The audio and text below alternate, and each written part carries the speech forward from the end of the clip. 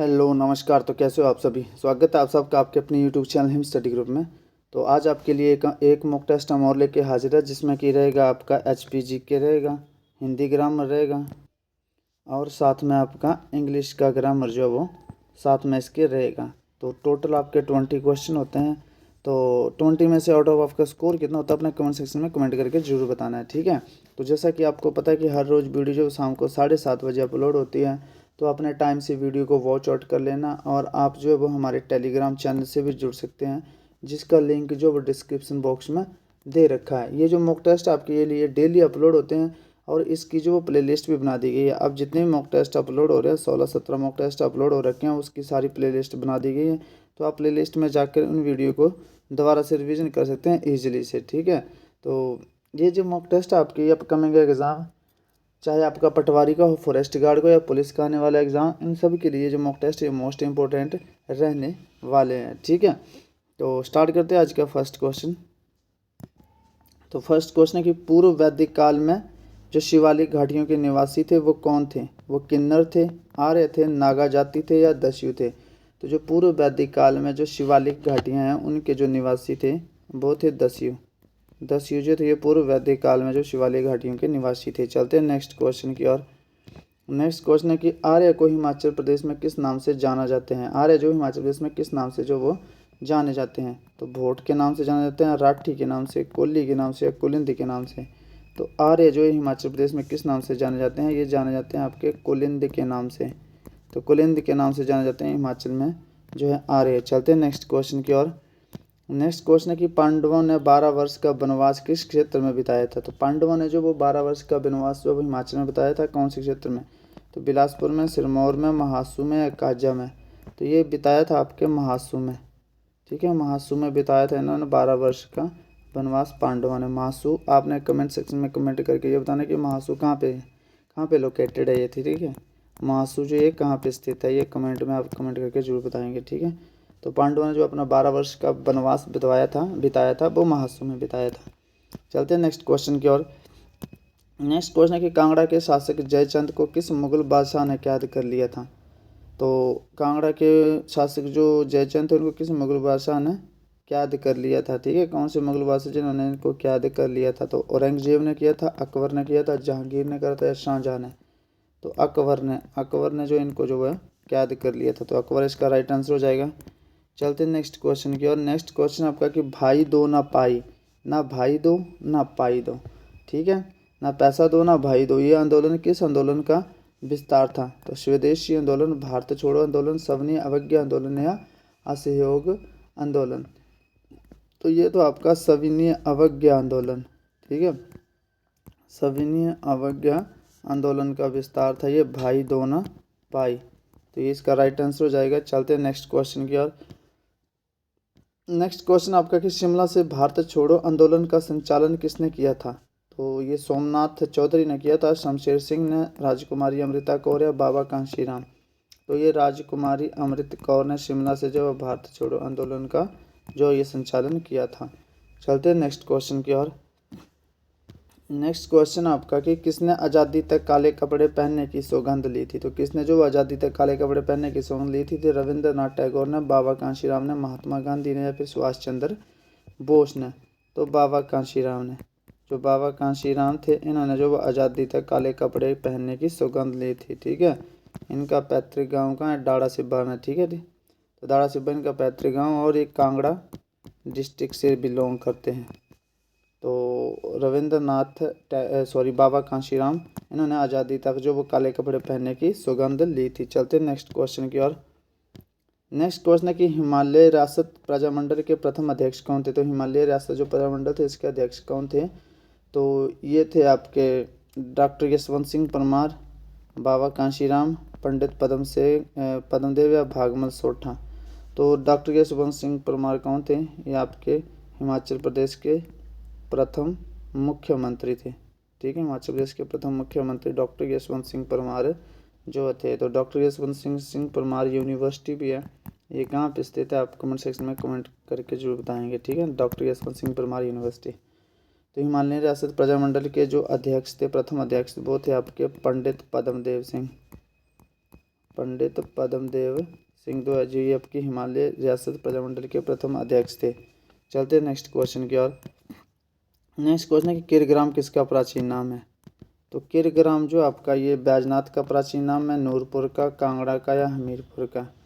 तो किरग्राम जो आपका ये बैजनाथ का पुराना नाम है, बैजनाथ का पुराना नाम है किरग्राम, ठीक है। और नूरपुर का पुराना नाम है धमेरी, नूरपुर का जो पुराना नाम है वो है धमेरी, ठीक है। कांगड़ा के बहुत से पुराने नाम है, कांगड़ा के बहुत से नाम जाते, त्रिगर्त हो गया, फिर जलंधर हो गया, ये सारे कांगड़ा के नाम से जाने जाते थे।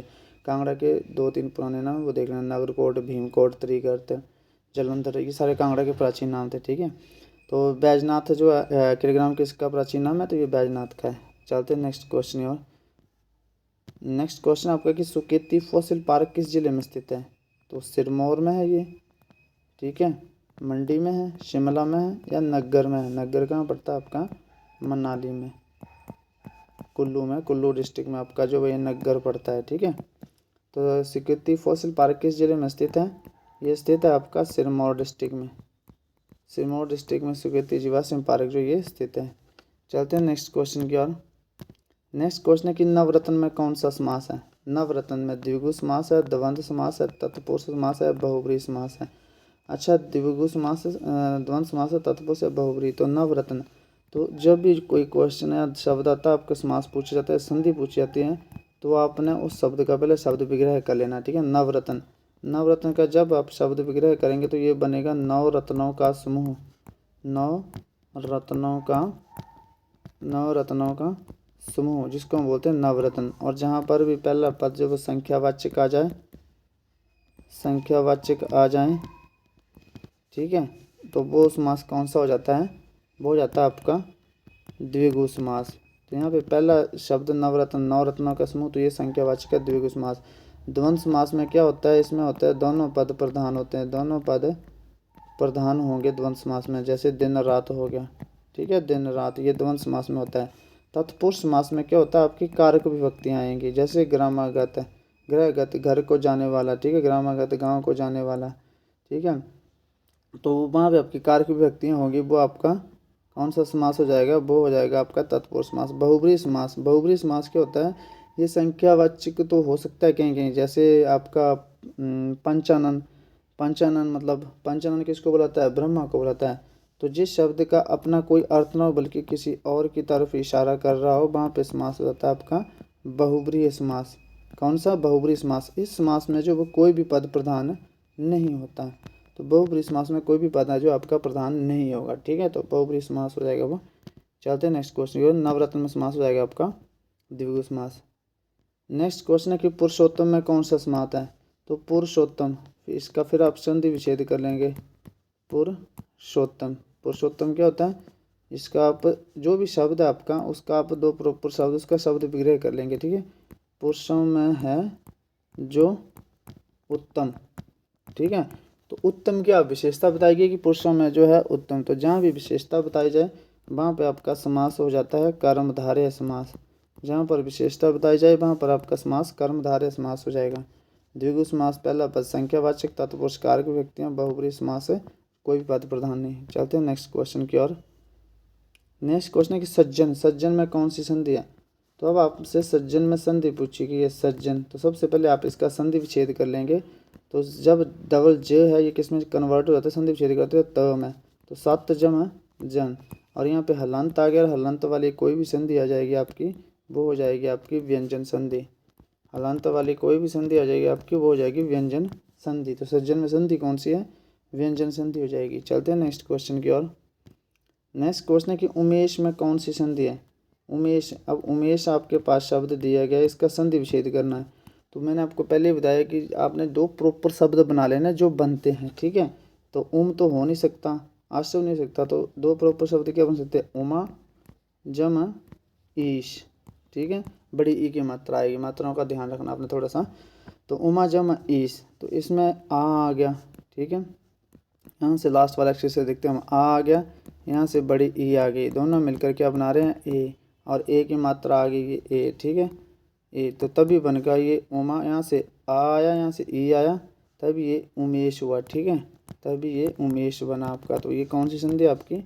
गुण संधि। जहाँ जिसमें गुण परिवर्तन होता है तो वह गुण संधि हो जाती है, ठीक है। और सिंपल भाषा में अपना याद रखना कि जहाँ पे ए की मात्रा आ जाए, ओ की मात्रा आ जाए, वहाँ पर जो संधि हो जाती है आपकी वो गुण संधि जो वो हो जाती है। चलते हैं नेक्स्ट क्वेश्चन की ओर। नेक्स्ट क्वेश्चन है कि राजेश घर से निकल गया। तो राजेश घर से निकल गया वाक्य में कौन सा कारक है? कर्म कारक है, कर्ता कारक है, अपादान कारक है, करण कारक है। तो राजेश घर से निकल गया, तो अब से आया यहाँ पे, तो से आपके दो कारक में आते हैं, ठीक है। एक आते हैं आपके करण कारक में, एक आएगा आपका करण कारक में, एक आएगा आपका अपादान कारक में। करण कारक, अपादान कारक। करण कारक में से विभक्ति आएगी, अपादान कारक में भी से विभक्ति आएगी। डिफरेंस क्या है? करण कारक में जब से आएगा तो साधन दिया रहेगा, ठीक है, साधन दिया रहेगा। जैसे राजेश ने कुल्हाड़ी से पेड़ काटा। राजेश ने कुल्हाड़ी से पेड़ काटा, तो यहाँ पे क्या से आया, तो से और कुल्हाड़ी क्या, कुल्हाड़ी यहाँ पे साधन दी गई है, ठीक है, तो साधन, तो इसमें कर्ण कारक हो जाएगा। लेकिन यहाँ बोला कि राजेश घर से निकल गया, तो यहाँ पे कौन सा आएगा? अपादान। अपादान क्यों आएगा? क्योंकि अपादान हमेशा किसके लिए यूज किया जाता है? अलगाव के लिए, डर के लिए और कंपैरिजन करने के लिए आप अपादान कारक का जो वो यूज़ करते हैं। तो राजेश जो वो घर से निकल गया, घर को छोड़ के निकल गया, अलग हो गया, अलगाव हो गया, तो वहाँ पे कारक कौन सा हो जाएगा? आपका अपादान कारक। और अगर साधन आ जाए तो करण कारक। तो ये डिफरेंस जो आपका ध्यान रखेंगे थोड़ा। चलते हैं नेक्स्ट क्वेश्चन की ओर।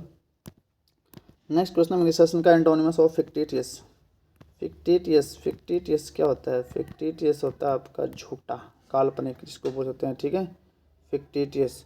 तो फिक्टिटियस है झूठा, काल्पनिक। तो इसमें क्या हो जाएगा? इमेजिनरी हो जाएगा, बैन हो जाएगा, अलाउ हो जाएगा, फैक्चुअल हो जाएगा। तो बैन क्या होता है? किसी चीज़ को बैन कर देना, ठीक है। अलाउ परमिशन देना किसी चीज़ को, जैसे बैन कर दिया तो उसको परमिशन दे दी तो अलाउ। इमेजिनरी क्या होता है? इमेजिनरी वही होता है काल्पनिक, फिक्टिटियस मतलब, ठीक है, मतलब जो इसका हो जाएगा सिनोनिमस फिक्टिटियस का। इमेजिनरी, इन्वेंटरी, ये सारे फिक्टिटियस के क्या है? आपके सिनोनिमस है। लेकिन फैक्चुअल क्या होता है? ये काल्पनिक, ये फैक्चुअल होता है रियल जो ट्रू है, सच है, ठीक है। तो ये जो इसका फैक्चुअल जो इसका क्या हो जाएगा? इसका क्या बोलते हैं? इसको एंटोनिमस हो जाएगा फिक्टिटियस का। ये काल्पनिक दुनिया में रहना, और वास्तविक फैक्चुअल होता है वास्तविक दुनिया में रहना, ठीक है, वास्तविक दुनिया में रहना, फैक्चुअल रियल ट्रू सच्चाई में रहना, और ये काल्पनिक होता है फिक्टिटियस का मतलब क्या होता है? काल्पनिक। तो ये इसका एंटोनिमस हो जाएगा फैक्चुअल। चलते हैं नेक्स्ट क्वेश्चन की ओर। नेक्स्ट क्वेश्चन है सिनोनिमस ऑफ एरुडाइट। एरुडाइट होता है आपका पढ़ा लिखा बंदा, ठीक है, पढ़ा लिखा, एजुकेटेड जिसको हम बोल सकते हैं, ठीक है, स्कॉलरली बोल सकते हैं। तो सिनोनिमस बताना आपने इसका इग्नोरेंट होता है आपका अनपढ़, अनपढ़ नहीं बोल सकते इसको, अज्ञानी बोल सकते हैं, ठीक है, अज्ञानी। अनस्कॉलरली भी इसने सेम हो जाएगा, अज्ञानी मतलब, ठीक है, जो ना पढ़ा लिखा हो, ठीक है, अनस्कॉलरली जिसको जो कम पढ़ा लिखा ना हो उसको भी अनस्कॉलरली बोलते हैं हम। तो अनस्कॉलरली, इग्नोरेंट, ये दोनों इसके क्या हो जाते हैं? सिनोनिमस क्या हो जाते हैं? एंटोनिमस हो जाते हैं, ठीक है। और परमिट होता है मतलब किसी चीज़ की परमिशन दे देना, उसको बोलते हैं परमिट। लेकिन लैटर्ड जो होता है ये क्या होता है? ये भी पढ़ा लिखा पर्सन जो होता है, ठीक है, लैटर्ड हो गया, लर्नड हो गया, ये एजुकेटेड हो गया, ये सारे इसके जो होते हैं सिनोनिमस होते हैं एरुडाइट के। तो एरुडाइट होता है पढ़ा लिखा मतलब ज्ञानी, और लैटर्ड भी इसका सिनोनिमस हो जाएगा अप्रोप्रिएट, ठीक है, पढ़ा लिखा। तो इग्नोरेंट अज्ञानी, अनस्कॉलरली भी अज्ञानी अनपढ़, ठीक है। और परमिट होता है किसी को परमिट देना, परमिशन दे देना। चलते हैं नेक्स्ट क्वेश्चन की ओर। नेक्स्ट क्वेश्चन आपके सिनोनिमस ऑफ अराइड। अराइड होता है बंजर, ठीक है। फर्टाइल होता है आपका, फर्टाइल होता है मतलब हरा भरा, मतलब ऐसा समझो जो प्रोडक्टिवनेस हो, जिसमें कुछ प्रोडक्ट कर सकते हैं। फर्टाइल मतलब उपजाऊ टाइप इसको बोल सकते हैं, उपजाऊ, ठीक है, फर्टाइल हरा भरा उपजाऊ कुछ बोल सकते हैं, जो पॉजिटिव वे में, मतलब सिंपल सी बात है कि फर्टाइल का मीनिंग पॉजिटिव वे में आता है, ठीक है। और अनफर्टाइल इसका जो मतलब नेगेटिव रहता है, अपोजिट रहता है। फ्रेश, जूसी, ये सारे आपके पॉजिटिव हैं, ठीक है। और हमें क्या बोलना, अराइड क्या है, बंजर, तो वैरन, वैरन भी आपका बंजर भूमि होती है, तो वैरन इसका क्या हो जाएगा, सिनोनिमस हो जाएगा। आपने ये देखना कि पॉजिटिव मेन अगर ऐसे सेंस लगाओगे पॉजिटिव और नेगेटिव मीनिंग तो जल्दी आंसर आएंगे आपके। Next question, I will meet you January, I will meet you क्या भर जाएगा, eight January, in January, on January या ऑफ जनवरी।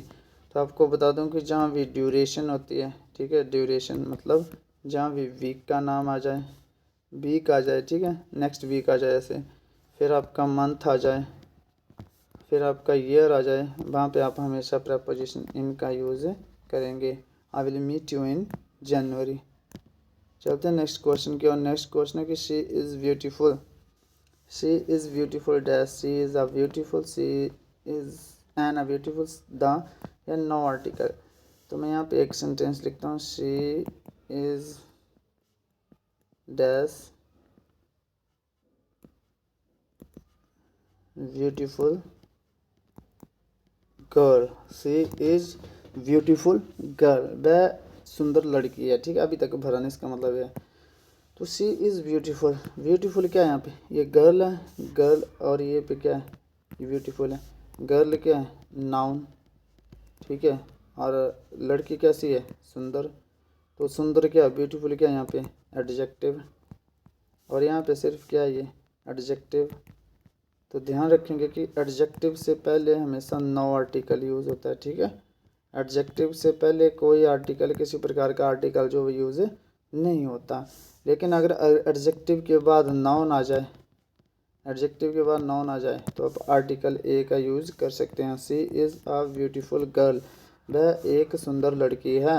तो यहाँ पे सी इज़ अ ब्यूटीफुल गर्ल, ये सेंटेंस आपका करेक्ट हो जाएगा। लेकिन अगर यहाँ आप कोई आर्टिकल फिल करोगे तो वो रॉन्ग हो जाएगा। तो यहाँ पे इसलिए क्या भरा जाएगा, no article. She is beautiful adjective है तो नो आर्टिकल, ठीक है।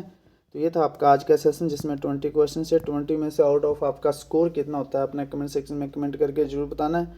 तो डेली आपके लिए मॉक टेस्ट अपलोड होते हैं, प्लेलिस्ट भी बना दी गई है। तो डेली आप मॉक टेस्टों को अटेंड कीजिए, जिससे कि जो आपके अपकमिंग एग्जाम है उनके लिए जो उनकी जो स्पीड है थोड़ी बूस्टअप हो सके। आप जहाँ से भी तैयारी कर रहे हो आप इन मॉक टेस्टों को डेली लगाइए, ठीक है। तो मिलते हैं नेक्स्ट सेशन में, तब तक के लिए जय हिंद जय भारत।